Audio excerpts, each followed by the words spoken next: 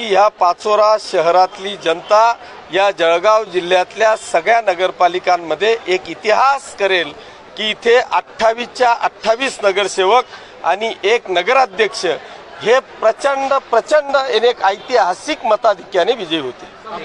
एकीकडे तुम्ही बघताय की विधानसभेच्या वेळेस देखील तुमच्या विरोधात सगळे पक्षातले नेते एकवटलेले होते, आता देखील तुम्ही स्वतंत्र लढा देता आहेत, यावेळेस देखील सगळे पक्ष जे विरोधक आहेत ते एकत्र एका पक्षात येऊन तुमच्या विरोधात उभे राहत आहेत, काय वाटतं तुम्हाला? कुठेतरी ताकद? मी कॉलेजमध्ये रेसलिंगला होतो, मी कुस्तीपटू आहे आणि कुस्तीपटू असल्यामुळे मला कोणाला कोणता डाव टाकायचा ना याची पूर्णपणे कल्पना आहे।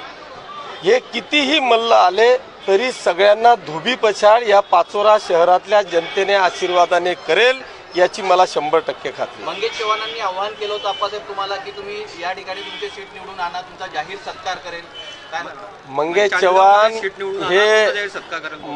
चव्हाण किस गली में गलबला है, तो थोड्या दिवसात हवेत आलेला आहे, त्याची हवा 100% निघेल आणि ही पाचोरा शहरातली भडगाव शहरातली जनता मंगेश चव्हाणला त्याची जागा दाखवेल।